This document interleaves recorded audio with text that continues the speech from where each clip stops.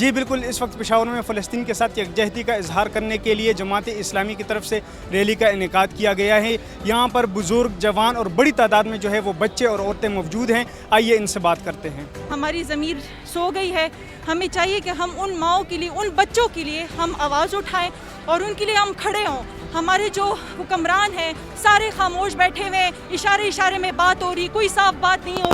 اس بات کی کوئی سلوشن کوئی دے ہی نہیں رہا۔ ہر 2-3 سال بعد وہی بامبنگ ہو رہی، وہی جینوسائیڈ ہو رہا ہے، قتل ہو رہے ہیں، لیکن کوئی صاف آ کے سامنے کھڑے ہو کے سلوشن نہیں دے رہا۔ پھر جب اٹیک ہوتا ہے، حماس اپنے لیے ہم اپنے لیے کوشش کرتا ہے بچانے کے لیے، تو پھر وہی بات پھر آ جاتی کہ یہاں پر بامبنگ ہو رہی ہے، اسرائیل اپنی ڈیفینس کر رہا ہے، نہیں کر رہا وہ ڈیفینس، وہ جینوسائیڈ کر رہا ہے، اور یہ بالکل واضح بات ہے۔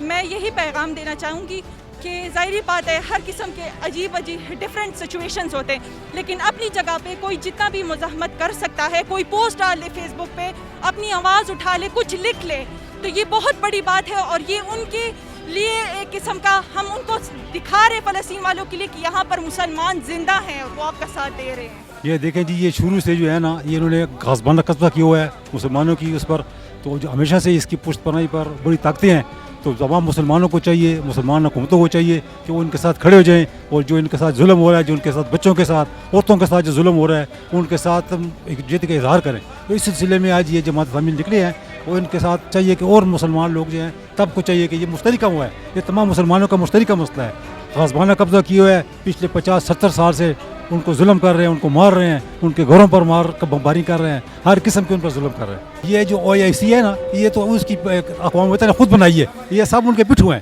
یہ تو مسلمانوں کی تنظیم ہے ہی نہیں، یہ تو انگریزوں کے ان کے حکمرانوں کی وہ ہے، تو انہوں نے اپنی اس پر بنائی ہے، تو یہ مسلمانوں کی نمائندگی نہیں کر رہی وہ اس وقت، اب وہ اس وقت سوئے ہوئے ہیں سب، انہوں نے کبھی مسلمانوں کا کوئی نہیں کیا۔ اصل میں اس وقت پوری امت مسلمہ کے خون میں وہ درد محسوس ان کا ہونا چاہیے جہاں خون بہہ رہا ہے مسلمانوں کا، اسی لیے ہم مظاہرے پہ نکلے ہیں۔ ایک تو پاکستان سے حکومت سے مطالبہ ہے کہ فلسطین کا ساتھ دیں، دوسرا عالم اسلام سے مطالبہ ہے کہ وہ IC کو بلا کر فلسطین کا ساتھ دیں، اور پوری دنیا سے اپیل ہے کہ اس وقت خصوصاً ہیومن رائٹس والے سے، انسانی حقوق والے سے، لمبرداروں سے، کہ آپ وہاں پہ انسانوں پہ جو ظلم ہو رہا ہے اس کو محسوس کریں، اور ان شہیدوں کا، اور ان بچوں کا، اور ان بیٹیوں کا، اور ان بہوؤں کا، اور ان